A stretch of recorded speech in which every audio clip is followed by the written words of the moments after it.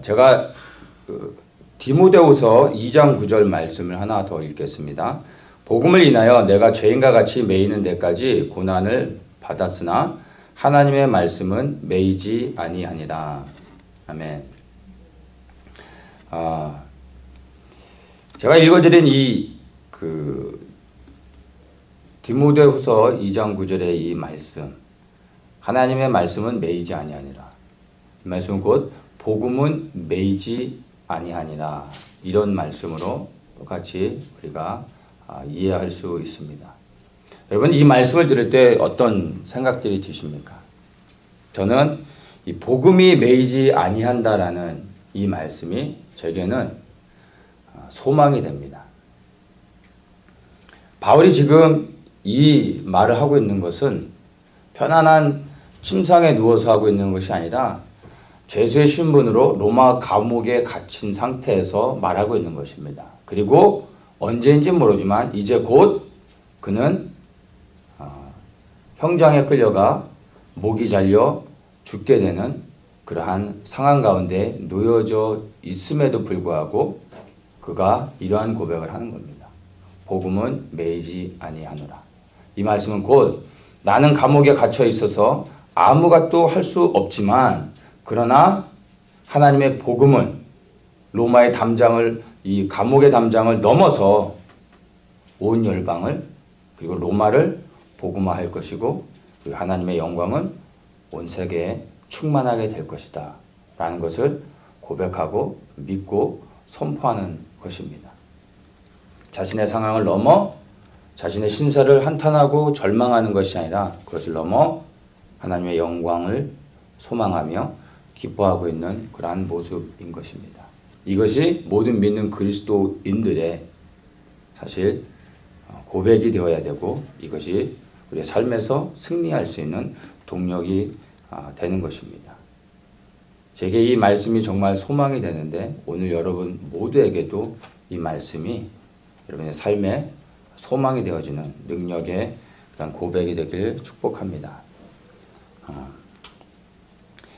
사도행전 25장의 이 본문의 전체적인 그 내용들을 보면은 이제 바울이 예루살렘에 왔다가 이제 잡히게 되었습니다. 그리고 그가 거기 있으면은 잘못하다가는 살해를 당할 것 같아서 이제 로마의 병사들이 가이사랴로 바울을 옮겼습니다. 그리고 이제 이 가이사랴에서 그가 이제 바울을 고소하는 사람들이 예루살렘에서 내려와서 이 가이사랴에서 로마의 이 총독 베스도에게서 재판을 받게 됩니다. 베스도가 이제 재판을 하는데 바울을 고소하는 유대 이 대제사장 그리고 많은 유대 사람들이 와서 여러 가지 제목을 걸고 고소하지만 베스도가 봤을 때는 어떤 로마의 법 안에서 그가 잘못을 저지른 게 전혀 없는 걸 알게 됩니다. 그리고 그들이 고소하는 내용들이 다 바로 유대인의 관례와 그리고 율법에 대한 것이라는 것을 보게 됐습니다. 그래서 그가 바울에게 그들이 고소하는 내용을 가지고 어떤 판결을 하기가 어려운 상황이 됐습니다. 그래서 사실 그가 놓아줄 수도 있었지만 바울이 그 상황 가운데서 로마의 황제에게 상소를 하는 것을 이제 보게 됩니다. 바울은 로마의 시민권자였습니다. 그래서 그 당시에 로마의 시민권자들은 어떠한 재판을 받았을 때 그 재판 결과에 만족스럽지 못하면 그 위에 상급 법원에 항소할 수 있는 그런 권한을 갖고 있었습니다. 그것이 로마 시민권자들이 가진 그 당시의 특권이었습니다. 오늘날에는 법원에서 어떤 결정이 되어지면 그 다음에 우리가 그걸 가지고서도 자기가 그 결과에 대해서 만족하지 못하면 고등법원으로 가고 또 고등법원에서 다시 한번 대법원으로도 갈 수 있는 이런 민주적인 절차가 있습니다. 근데 그 당시에는 일반적으로 판결이 되어지면 그걸로 끝나는 것이었습니다. 그러나 특별히 로마 시민권자들에게는 특권을 주어줘서 상급 법원에 자신의 그 어떤 그 재판을 다시 받을 수 있는 그러한 그 어떤 특권을 주어졌던 것입니다. 그게 이제 황제에게 호소하는 거고, 그래서 그가 황제에게 가서 황제 앞에서 그러한 자신의 그런 어떤 재판에 대한 것들을 다시 판결받을 수 있는 기회를 얻게 됐던 것입니다. 그래서 베스도가 놓아줄 수도 있었지만은 그보다 더 높은 황제에게 상고를 했기 때문에 바울을 이제 로마의 황제에게 로마로 보낼 수밖에 없는 상황이 되어진 것입니다. 자, 그런 상황 가운데서 보면은 13절에 보면은 수일 후에 아그리빠 왕과 버니게가 베스도에게 문안하러 가이사랴에 왔다 이렇게 말을 합니다. 이제 곧 있으면은 로마로 보내야 되는데 아그리빠 왕이 가이사랴에 방문했다가 이제 베스도를 만나게 됩니다. 그리고 이 베스도가 이 아그리빠 왕을 만나서 그에게 이 바울의 문제를 가지고 이제 자문을 구하게 됩니다. 이 아그리빠 왕이 누구냐면 그 사도행전 12장에 보면 헤롯이 나오는데 그 헤롯이 사람들 앞에서 자기를 높이다가 충이 먹어 죽게 되는 내용이 사도행전 12장에 나옵니다. 그때 그 헤롯이 역사 속에서는 아그리빠 1세입니다. 지금 오늘 이 본문에 등장하는 아그리빠 왕은 2세입니다. 사도행전 12장에 등장하는 그 헤롯이 바로 여기에 등장하는 아그리빠 왕의 아버지가 되죠. 그래서 다 헤롯 대왕의 가문의 그런 족보를 이어가고 있는 사람들입니다. 이 사람이 누구냐 하면 유대 사람이 아니라 이두메 사람입니다. 이 이두메 사람은 그 출처를 보면은 에돔 족속입니다. 그러니까 신구약 중간사에 보면 유대인들이 이제 그 헬라 문화권의 헬리우쿠스 왕조에 의해서 예루살렘이 정복을 당했을 때 마카비 혁명을 일으켜 가지고 예루살렘을 다시 탈환하는 일이 있게 됩니다. 그리고 그 마카비 가문이 하스몬 왕조라는 유대의 새로운 왕조로 등장하게 되고 이 하스몬 왕조가 나중에 에돔 족속을 정복하고 난 후에 그 에돔 족속을 강제적으로 유대교로 개종을 시켜버립니다. 그래서 이 에돔 족속이 나중에 유대인들이 되어져 버립니다. 그러면서 이두메 사람이라는 이런 명칭으로 바뀌어지게 됩니다. 근데 유대인이 아닌데 유대인이 되어져서 살아가게 된 이방 족속 사람들이 되는 거죠. 그래서 헤롯이 유대인이 아님에도 불구하고 로마로부터 권한을 부여받아 유대인의 왕이 되어질 수 있었던 것입니다. 그래서 이 아그리빠 왕은 유대인은 아니지만 유대인처럼 유대인과 섞여서 살았기 때문에 유대인의 문화와 전통들 그리고 그들의 관례와 모든 율법에 대한 것들을 너무나 잘 알고 있었습니다. 그래서 베스도가 이제 바울을 로마에 보내야 되는데 로마의 황제에게 보낼 때 그가 왜 황제에게 보내며 바울이 어떤 것들을 또 상고했는지 재판에 관련된 내용들을 자세하게 기술해서 보내야 되는데 마땅히 기록할 내용이 없었던 거야. 그리고 이런 유대인들의 율법에 대한 것들을 그가 자세히 알지 못하기 때문에 어설프게 썼다가는 오히려 황제에게 올리는 글이 잘못되어지면 그가 어려움을 당할 수 있기 때문에 아그리빠 왕을 통해서 여러 가지 자문을 얻고 그리고 좋은 내용의 글을 써가지고 황제에게 보내려고 했던 것입니다. 그래서 아그리빠 왕에게 그것을 부탁했고 아그리빠 왕이 이제 바울을 만나서 그로부터 얘기를 듣고 그 다음에 그런 내용들을 도와주려고 했던 것입니다. 그래서 23절에 보면 아그리빠와 버니게 그리고 크게 위를 베풀고 와서 천부장들과 성중에 높은 사람들과 함께 신문소에 들어오고 베스도의 명으로 바울을 데려왔다 이렇게 말합니다. 아그리빠 왕이 바울의 변호를 듣기 위해서 바울을 만나는데 보면 혼자 만나는 것이 아니라 천부장들과 성중에 높은 사람들과 함께 들어가서 바울을 보게 됐다고 얘기합니다. 일반적으로 그 당시에 그 왕이 다니게 되면 혼자 다니는 게 아니라 그를 함께 수행하는 많은 사람들이 있죠. 왕과 함께 다니는 사람들은 일반적으로 수많은 귀족들이 왕과 함께 다닐 것입니다. 그리고 이 당시에 유대 지역의 주변에 많은 그 이권과 연결되어진 다른 이방 족속들의 귀족들도 함께 왔을 것이고 그리고 로마와 연결되어진 어떤 권세 있는 사람들 그리고 이 왕을 통해서 비즈니스를 하려고 하는 또 많은 어떤 돈을 가지고 있는 사람들, 높은 지위를 가지고 있는 수많은 사람들이 아그리빠 왕과 함께 왔다는 것을 우리가 알 수 있습니다. 그리고 아그리빠 왕뿐만 아니라 그 당시에 높은 위치에 있었던 수많은 사람들이 함께 와서 바울의 이야기를 듣게 됐다는 것을 우리가 볼 수가 있습니다. 이것이 오늘 25장 전체 본문 내용에서 말해주고 있는 그러한 내용입니다. 자, 바울이 아그리빠 왕을 만나게 됐습니다. 자신을 변호할 기회가 되어졌는데 바울이 이 아그리빠 왕 앞에서 무엇을 말했겠습니까? 자세한 내용은 이제 26장에 나오지만 바울은 자신을 변호하지 않았습니다. 내가 억울한 일을 당해서 정말 누명을 쓰고 감옥에 갇혀 있는데 아그리빠 왕이여 나를 풀어주십시오 라고 자신을 변호하는 것이 아니라 바울은 복음을 전했습니다. 아그리빠 왕 앞에서 복음을 전했고 그리고 그 복음은 아그리빠 왕뿐만 아니라 그와 함께 왔던 수많은 높은 지위를 가진 사람들에게도 들려지게 되는 것입니다. 이것이 하나님이 하시는 일이라는 것을 우리가 알 수가 있습니다. 사도행전 23장 11절에 보면 바울이 이제 예루살렘에 갔다가 붙잡히게 된 후에 그가 감옥에 있을 때 주님께서 그에게 나타나셔서 하셨던 말씀입니다.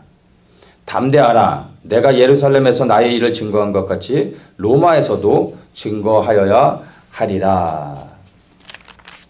이런 말씀을 하십니다. 바울이 지금 가이사랴 감옥에 갇혀 있는 상태에서 아그리빠 왕에게 복음을 전했습니다. 근데 이 동일한 방법으로 그가 죄수의 신분으로 로마에 가게 되고 황제 앞에 서서 동일하게 복음을 전하게 되는 것입니다. 그가 복음을 전했을 때 로마의 황제뿐만 아니라 황제 주변에 있는 수많은 높은 지위와 영향력을 가진 많은 사람들에게 동일하게 복음을 전하게 되는 것입니다. 그리고 이 말씀이 성취되는 것을 우리가 나중에 그것을 볼 수가 있게 되는 것입니다. 로마가 세상을 정복했지만 사실 로마 안에 문화 그리고 로마인들의 정신을 정복한 것은 그리스입니다. 그리스가 로마에 의해 멸망을 당했지만 로마 안의 문화는 그리스가 정복을 했습니다. 그리고 예루살렘 또한 로마에 의해 멸망을 당했지만 사실 로마의 종교 그리고 로마의 영혼을 정복한 것은 기독교입니다. 복음이 로마를 정복했던 것입니다. 거기에는 바로 사도 바울의 역할이 컸다는 것을 우리가 알 수 있습니다. 물론 사도 바울 혼자 한 것이 아니라 그 당시에 수많은 복음의 전도자들, 무명의 전도자들이 로마에 들어가서도 복음을 전했겠지만 사도 바울의 역할이 절대적이었다라는 것을 우리가 알 수가 있는 것입니다. 바울이 선교를 할 때 바울의 선교 전략이 뭐였냐면 가는 곳마다 시골이 아니라 도시를 갔습니다. 그리고 될 수 있으면 사람들이 많이 모이는 곳, 항구도시나 무역도시 같은 이곳저곳에서 수많은 사람들이 몰려드는 곳으로 의도적으로 그런 곳을 찾아갑니다. 그리고 그곳에서 복음을 전하게 되죠. 거기에서 복음을 들은 수많은 사람들이 예수님을 영접하고 자기의 고향으로 자기의 나라로 돌아가서 또다시 복음의 전도자가 되어져서 그 복음의 파급 효과가 엄청나게 커졌던 것을 알 수 있습니다. 이것이 바울의 선교 전략이었고 오늘날의 이 바울의 선교 전략이 여전히 선교에 있어서 가장 중요한 선교 전략 중에 하나가 되는 것입니다. 그런데 이것이 바울의 선교 전략이었다면 하나님의 선교 전략은 완전히 다른 것이었습니다. 뭐냐면 바로 바울이 죄수의 신분으로 갇히게 하는 것입니다. 묶이게 하는 것입니다. 근데 그것을 통해 오히려 로마까지 복음이 증거될 뿐만 아니라 평범한 사람들이 아닌 높은 지위와 권세를 가진 사람들에게 복음이 증거되게 했던 것입니다. 우리가 볼 때 죄수의 신분으로 갇히게 되면 아무 곳에도 갈 수 없고 움직일 수 없기 때문에 사실은 실패한 것으로 생각할 수 있지만 사실 오히려 그가 죄수의 신분으로 감옥에 갇혔기 때문에 복음이 로마의 온 지역 가운데, 온 열방 가운데 복음이 증거되어질 수 있게 됐던 것을 훗날에 우리가 볼 수 있게 됩니다. 일반적으로 복음이 증거되어지면 평범한 사람들, 그리고 특히 가난한 사람들이 그 당시에 복음을 받아들였습니다. 예루살렘 교회를 보면 알 수가 있습니다. 복음을 필요로 하는 사람들은 사실 삶의 현장 가운데서 여러 가지 많은 아픔과 상처와 어려움들을 겪고 있는 사람들, 평범하고 가난한 사람들이 사실 복음을 더 받아들이게 됩니다. 그래서 예루살렘 교회 안에 구제가 필요한 사람들이 늘 넘쳐났었습니다. 가난하고 어려운 사람들이 늘 넘쳐났던 것을 볼 수가 있습니다. 그런데 하나님의 방법은 달랐습니다. 밑에서부터 복음을 전하는 것이 아니라 위에서부터 복음을 전하게 하셨던 것입니다. 그래서 권세와 능력을 가진 그러한 사람들에게 복음을 증거케 하셨고, 그들을 통하여 복음이 더욱더 이렇게 확장되어질 수 있도록 하셨던 것입니다. 예를 들면 그 당시에 어떤 큰 부자가 예수님을 영접했다고 하면은 그 집안에 어떤 일이 일어납니까? 그 집 주인이 예수님을 영접하면 그날 이후로부터 그 집안에 속한 모든 사람들은 다 예수님을 믿는 것입니다. 그 당시에 인권을 운운하면서 나는 신앙의 양심상 종교를 바꿀 수 없습니다. 이런 얘기는 통하지 않는 거죠. 주인이 종교를 바꾸면 그 밑에 있는 모든 사람들은 다 종교를 바꾸는 겁니다. 한 집안의 주인이 예수님을 영접했을 때도 그 미쳐지는 영향이 대단했던 것입니다. 그렇다면 한 나라의 왕, 그리고 귀족들, 그 나라의 권세와 능력을 가진 사람들이 예수 그리스도를 영접했을 때 미쳐질 그 파급 효과는 어떻겠습니까? 그건 실로 엄청났던 것입니다. 이것이 하나님의 선교 전략이었기 때문에 바울로 하여금 로마의 죄수가 되게 하셨고, 그리고 그 죄수의 신분으로 황제 앞에 설 수 있게 하셨고, 그리고 복음을 증거하게 했던 것입니다. 이제 아그리파 왕에서 앞에 서가지고 복음을 전하게 됐습니다. 그러면 우리가 생각할 수 있는 것이 그 가운데 왔던 높은 지위에 있던 사람들 가운데 반드시 복음을 믿고 예수님을 영접한 사람이 있었을 것입니다. 그들은 또다시 감옥에 있는 바울을 찾아왔을 것입니다. 찾아와서 계속해서 바울에게 복음을 듣고 배웠겠죠. 그리고 또 다른 사람을 데려와서 계속해서 전도활동을 했을 것입니다. 로마에 가서도 마찬가지죠.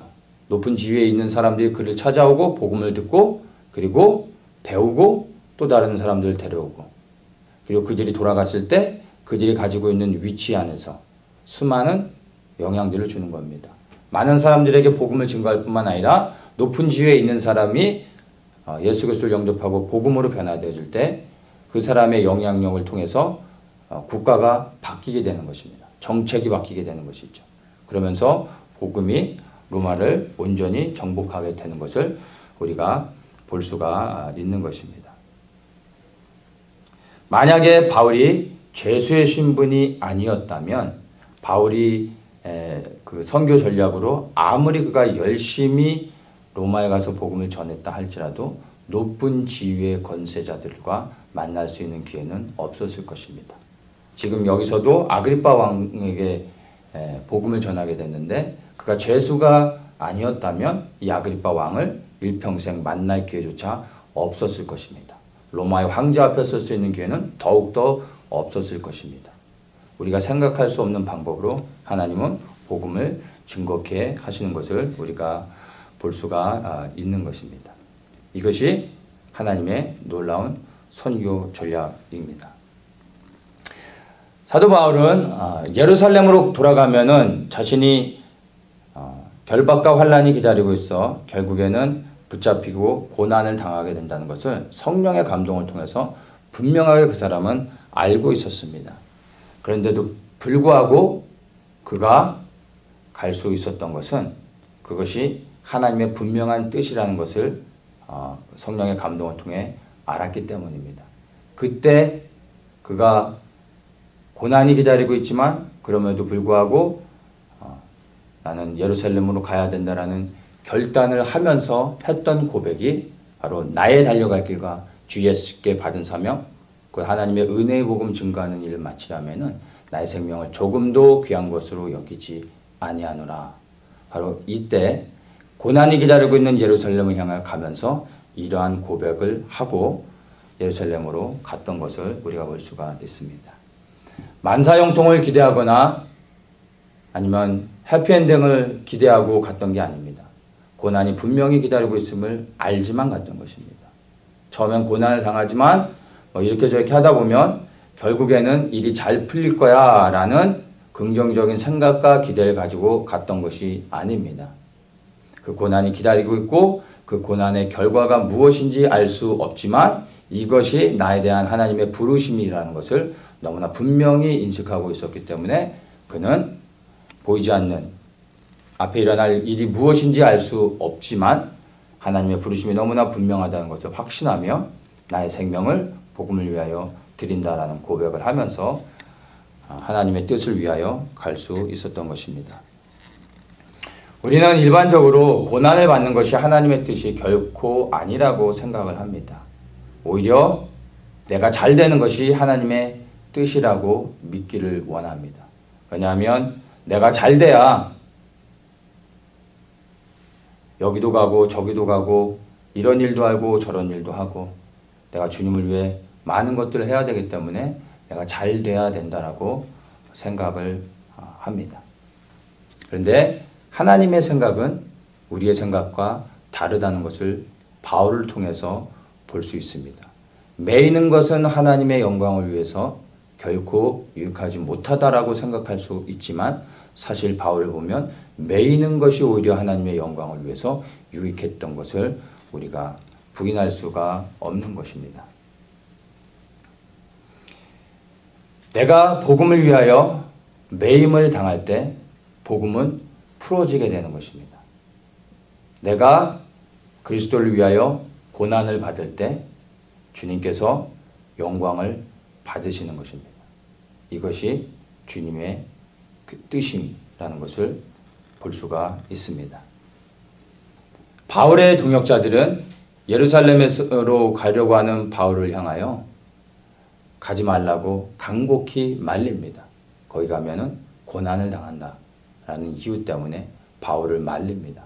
그러나 그러한 만류에도 불구하고 바울은 예루살렘으로 갔습니다. 바울의 동역자들이 바울을 향해서 가지 말라고 했던 이유가 무엇입니까? 바울을 위해서 한 것이었어요. 정말 바울을 사랑하고 바울을 위했기 때문에 예루살렘에 가지 말라고 얘기했습니다. 근데 바울이 그럼에도 불구하고 갔던 이유는요. 무엇 때문입니까? 누구 때문입니까? 복음을 위하여 하나님 때문에 갔던 것입니다. 예루살렘에 가면 어떤 일이 일어날지를 몰라서가 아니라 어떤 일이 일어날지를 알지만 바로 하나님을 위해서 갔던 것을 우리가 볼 수가 있습니다. 한쪽에서는 사람을 위하고 있고 한쪽에서는 하나님을 위하고 있는 것입니다. 여러분의 삶은 어떻습니까? 우리가 다 믿는 그리스도인으로서 하나님의 영광을 위해 산다고 고백하지만 여전히 삶의 현장에서도 동일하게 하나님을 위하여 살아가고 있습니까? 아니면 하나님을 위하여 살겠다고 고백하지만 삶의 현장에서 나도 모르게 나의 것을, 나를 먼저 생각하고 있지는 않습니까? 바울은 하나님의 영광을 위하여, 복음을 위하여 자신의 삶을 드렸고 그리고 변함없이 삶의 현장 가운데서 매 순간 하나님을 위하여 변함없이 자신의 모든 것들을 드리고 그리고 하나님의 영광을 위하여 선택했다는 것을 우리가 볼 수가 있습니다. 바울에게 있어 그의 삶의 모든 선택과 결정의 기준은 무엇이었을까요? 바로 하나님이었다는 것을 알 수가 있습니다. 바울에게 고난을 당하는 것은, 고난이라는 것은 결코 그의 삶의 어떤 중요한 결정을 하고 선택하는 데 있어서 기준이 될 수 없었습니다. 그에게 있어서 삶의 모든 기준은 하나님의 뜻이었습니다. 이것이 하나님을 영광스럽게 하는 것인가? 이것이 하나님이 기뻐하시는 것일까? 이것이 하나님의 뜻 안에 있는 것일까? 이것을 생각하며 그는 결정했던 것입니다. 그의 삶을 통하여 우리는 바울의 삶의 기준이 무엇이었던지를 볼 수가 있는 것입니다. 여러분의 인생의 삶의 기준은 무엇입니까? 우리가 매일의 삶 속에서도 수많은 크고 작은 선택, 어떤 결정들을 하게 됩니다. 그때마다 여러분의 그 기준은 무엇입니까? 이걸 하면 나에게 얼마나 유익함이 있을까? 어떤 베네핏이 있을까? 이런 것입니까? 내가 되는 것입니까? 아니면 내가 이렇게 했을 때 이것이 정말 하나님이 기뻐하시는 것일까? 하나님께 영광이 되는 것일까? 하나님이 기준이 되십니까? 만약 여러분의 삶의 현장 가운데서 모든 선택의 기준이 하나님의 뜻이 아니라면 여러분 즉시로 회개하고 돌이켜 모든 삶의 기준이 하나님의 뜻이 될 수 있도록 바꾸셔야 됩니다. 하나님의 기준이 되지 않고 내가 기준이 되어지는 것. 그래서 나를 위해 무엇을 선택하고 결정하는 것. 바로 그것이 죄입니다. 그리고 이 죄가 우리로 하여금 지옥에 떨어지게 만드는 것입니다. 이 죄로부터 돌이키셔야 됩니다. 우리가 하나님을 믿는 모든 백성들이라면 이 땅의 모든 삶의 선택과 기준은 오직 내가 아닌 하나님의 뜻이 되어야 하는 것입니다. 예수님을 알지 못하는 사람들은 당연히 무엇을 위해 움직입니까? 자신을 위해 살아가지요. 그리고 모든 기준이 내가 되는 것입니다. 그리고 상황과 형편에 따라 그냥 움직이게 됩니다. 어떤 믿는 사람들 가운데서도 기도하면서 상황을 따라 환경을 따라 응답해 달라고 그렇게 기도하는 사람들이 있습니다. 물론 잘못된 기도는 아니지만 사실 우리는 이러한 기도를 초보의 단계, 초보의 신앙인이라고 말할 수 있습니다. 우리는 이 초보의 신앙을 반드시 벗어나 그것을 넘어설 수 있어야 됩니다. 사실 이런 것은 기도하지 않고서도 알 수 있는 겁니다. 믿지 않는 모든 사람들도 다 할 수 있는 것입니다. 막히면 멈춰서고 열리면 가고 이건 누구나 다 할 수 있는 거죠. 꼭 믿어야 되는 것이 아닙니다. 근데 정말 우리가 예수님을 믿는다면 이러한 단계를 넘어서야 됩니다. 아무리 막혀있다 할지라도 주님이 가라고 명하시면 죽어도 가야 됩니다. 뚫고 가야 되는 것입니다. 그러나 환히 활짝 열려있다 할지라도 주님이 가지 말라고 하시면요. 제자리에 눌러앉아 절대로 가면은 안 되는 것입니다. 그래서 믿는 우리 그리스도인들은 상황과 환경에 따라 움직이는 게 아닙니다. 우리의 기준은 바로 우리 안에 말씀하시는 성령님의 인도하심을 따라 움직일 수 있어야 되는 것입니다. 이것이 믿는 자들의 삶이고 바로 바울이 우리에게 그러한 삶의 모습을 보여줬던 것입니다.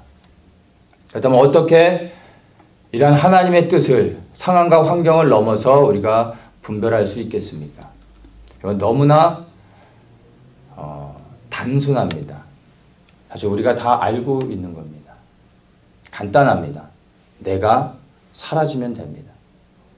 나는 죽고 예수 그리스도께서 내 안에 사셔서 그분께서 친히 결정하실 수 있도록 나를 내어주면 되는 것입니다.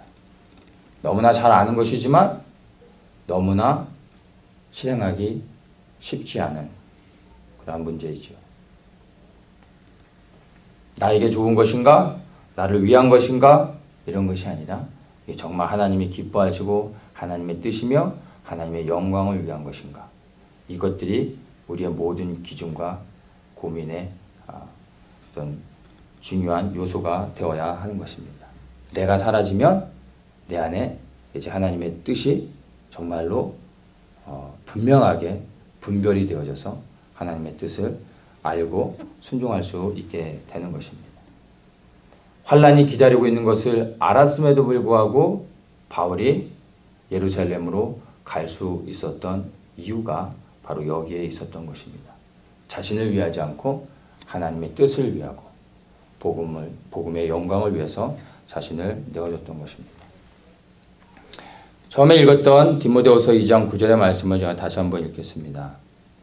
복음을 인하여 내가 죄인과 같이 매이는 데까지 고난을 받았으나 하나님의 말씀은 매이지 아니하니라. 바울은 매여 있지만 복음은 정말 매이지 않았습니다. 바울은 갇혀 있어서 아무 곳에도 움직일 수 없었지만 복음은 로마의 감옥의 담장을 넘어 정말 로마 전역을 수많은 사람들에게 복음이 증거되어지는 일들을 하게 되어졌습니다. 저는 이것이 정말로 제게 얼마나 큰 소망이 되는지 모릅니다. 나는 매일 수 있지만 복음은 매이지 아니한다는 것. 이것이 제게 정말로 큰 격려요 소망이 됩니다. 나는 고난을 받지만 주님은 영광을 받으신다는 것입니다. 나는 쇠하여지지만 주님은 흥하게 되실 것이라는 겁니다. 나는 죽고 이 땅에서 결국엔 사라져 버릴 것이지만 하나님의 영광은 온 열방 가운데 충만하게 될 것이라는 겁니다.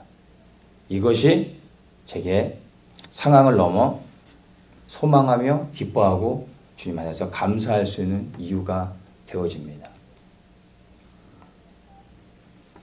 여기 계신 우리 모든 성도님들도 바울과 동일하게 되어지기를 축복합니다. 여러분의 삶의 현장 가운데 어떤 막힘들이 있습니까? 해결되지 않는 문제들이 있습니까? 치유되지 않은 어떤 상처와 질병들이 있습니까? 제가 그것에 대해서는 여러분들에게 말해줄 수 있는 것이 없습니다. 그러나 여러분 그 모든 것들은 넘어 복음이 매이지 아니한다는 것. 즉 하나님의 영광은 온 열방에 충만하게 되고 하나님이 영광을 받게 된다는 것. 이것으로 인하여 소망을 삼고 이것으로 인하여 여러분 기뻐할 수 있는 분들 되길 원합니다. 바로 이 복음의 영광을 위하여 내 삶의 상황과 형편이 어떠하든 내 삶을 들여 주님을 충성스럽게 섬길 수 있는 모든 분들 되길 축복합니다. 여러분들의 삶의 형편이 어떻게 바뀌게 될 건지는 저는 장담할 수는 없지만 여러분이 그러한 상황과 형편 가운데서도 바울과 같이 변함없이 매이지 않는 복음의 그 영광을 위하여 삶을 들여 헌신하면 여러분의 인생의 마지막은 영원한 생명을 얻게 된다는 것. 그래서 영원토록 주님과 함께 하나님을 대면하며 영광스럽게 살아가게 된다는 것. 저는 이것을 여러분들에게 보장할 수 있습니다. 이 소망이 우리의 상황과 형편을 넘어 여전히 우리의 삶의 자리에서 주님을 찬양하고 기뻐할 수 있는 것입니다. 바울과 같이 감옥에 매여 있는 상황에도 불구하고 여전히 기뻐하고 즐거워하며 소망하며 감사하며 주님을 찬양할 수 있는 이유가 되는 것입니다.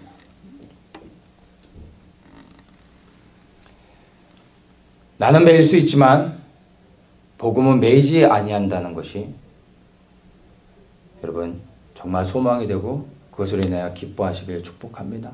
그리고 더 나아가 이 매이지 아니하는 복음을 위하여 내 스스로를 기꺼이 바울과 같이 매이는 데까지 내어놓을 수 있는 그러한 결단이 생기기를 예수님의 이름으로 축복합니다.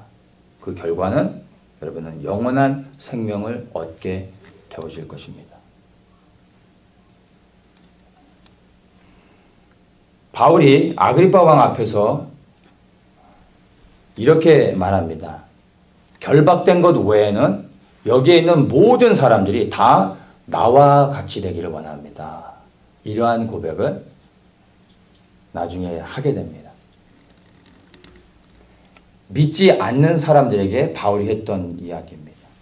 결박된 것 외에는 나와 같이 되기를 원합니다. 그것이 무엇입니까? 예수 그리스도를 알고 여러분들이 구원받기를 원합니다. 이 말입니다. 그렇다면 믿지 않는 자들에게 이렇게 바울이 이야기를 했다면 믿는 우리들에겐 바울이 뭐라고 말을 했을까요? 디모데후서 1장 7절과 8절에서 바울이 믿는 우리 그리스도인들에게 말하고 있습니다. 하나님이 우리에게 주신 것은 두려워하는 마음이 아니요 오직 능력과 사랑과 근신하는 마음이니 그러므로 내가 우리 주의 증거와 또는 주를 위하여 갇힌 자 된 나를 부끄러워 말고 오직 하나님의 능력을 쫓아 복음과 함께 고난을 받으라. 주를 위하여 갇힌 자 된 나를 부끄러워 말고 오직 하나님의 능력을 쫓아 복음과 함께 고난을 받으라. 이 말은 사실 바울의 말이 아니라 바울을 통하여 주님께서 믿는 모든 그리스도인들에게 우리에게 하시는 명령인 것입니다. 복음과 함께 고난을 받으라. 복음을 위하여 기꺼이 매이는 데까지 우리의 자신을 드리기를 주님이 원하고 계신 것입니다. 그렇게 우리의 삶이 복음을 위하여 고난받는 자일까지 내려갈 때 매이지 아니하는 복음이 온 열방을 흘러가며 하나님의 영광으로 온 세상을 충만하게 덮을 것입니다. 그리고 예수 그리스도께서 온 열방 가운데서 영광을 받게 될 것입니다. 그리고 온 세상 가운데 하나님의 나라가 끝내는 이 땅 가운데 이루어지게 되는 것을 보게 될 것입니다. 복음이 매이지 아니하는 것으로 여러분 마음 가운데 여러분 가장 큰 소망과 기쁨을 얻으시길 축복합니다. 그리고 이 매이지 아니하는 복음의 영광을 위하여 우리의 삶을 바울과 같이 기꺼이 매이는 데까지 내어드리고 그 복음의 영광을 위해 살아가시는 모든 분들 되시기를 예수님의 이름으로 축복합니다.